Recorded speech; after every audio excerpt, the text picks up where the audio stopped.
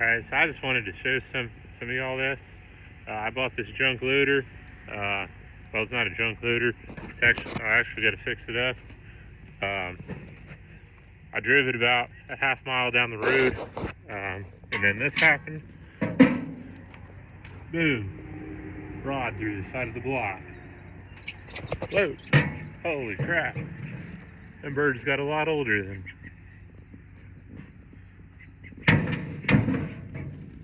Birds kind of surprised me there. They definitely grew up some since the last time I saw them.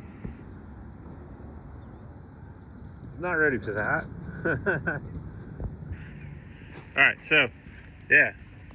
There's a little birdie. Last time I saw him, he was about yay big. Now look at him. Anyway, we got this, so this thing broke down on me in the middle of the road. And we had to kind of drag it off into the ditch. And I was trying to get a semi out there to move it. As you can see, it's definitely way bigger than anything in my trailer, so I couldn't haul it on that. It weighs about 20,000 pounds. And I could not get a semi to come out and help me move it. So what I did, it already had the bucket off of it.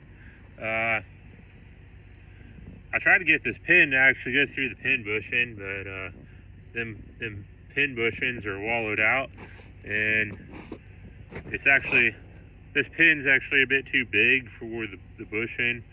It fits on the outside, but the center is about 1/8 of an inch smaller, so it did not fit.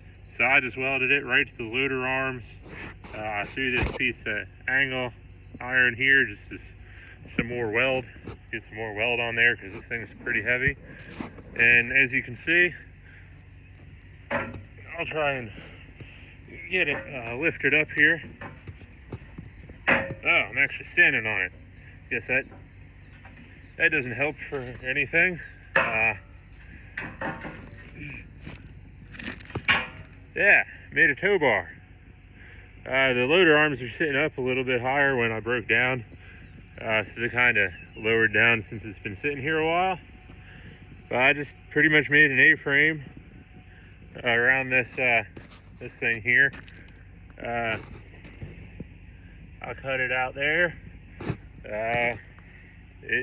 So it can swivel. There's some cross members in there. Those are just what I had in the truck at the time. Took this piece of plate. That was just scrap that I had or found. And this is just some more scrap to give it some more reinforcement. Yeah. And I pretty much welded. This is the only fancy piece that you need. You really don't even need this fancy. You could drill all that out yourself. But it's cheaper just to buy that. And then I stole the coupler off my trailer, threw it on there, and hooked it up to that thing right there. It's got the 6.4 Hemi, and drug it about 20 miles back here. Maybe not 20, maybe about 15. Yeah.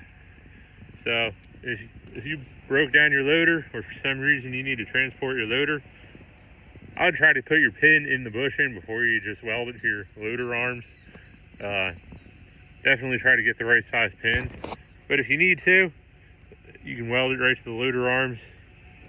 Drag that thing on home. Yeah, I don't know if this is going to help anyone, but I'm just going to put this information out there because it definitely saved me.